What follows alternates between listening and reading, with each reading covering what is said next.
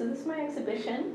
It kind of tells a story related to my great-grandma, my Oma. Her original name was Chiska, but when she moved to Canada, because she immigrated after the Second World War, she changed her name to Teresa, which is my name. And it's a story about kind of intergenerational knowledge and sharing and things like that. So I have here on display a crocheted pillow by my great-grandma, and it was gifted to me by my grandpa. And I brought it here to Victoria, and I put it on my couch, and it started to kind of fall apart. Like the things that were inside it, the stuffing for the pillow, was kind of falling out. So I took it out because I didn't like it. I was like, that's weird.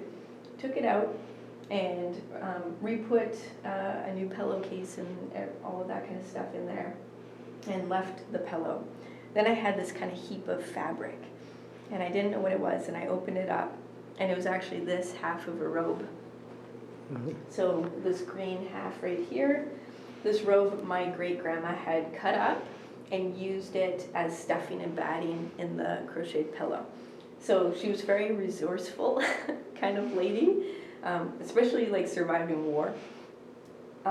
Most people that have gone through such a event generally become very resourceful people. So I found this robe, I laid it out, figured out all the pieces because she had cut it up, and the original tag is actually still on it. So I did some research and found that it was made in the 1960s in China. So it was imported over here. It was a very common style of house robe for a lot of women at that time. There's like kind of the original embroidery in it. So all these flowers and leaves and things like that. So my intention was to reconstruct the robe and put bits of me and bits of my Oma in it.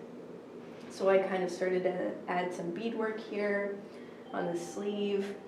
I was kind of inspired by like Dutch, like ceramics paintings and things like that. So I tried to kind of do my beads in a little bit of like a stroke, like a brush stroke. And then I started adding all of my embroidery to the work.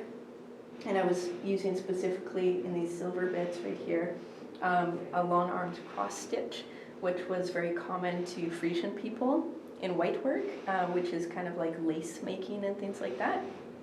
So I started to add all of that.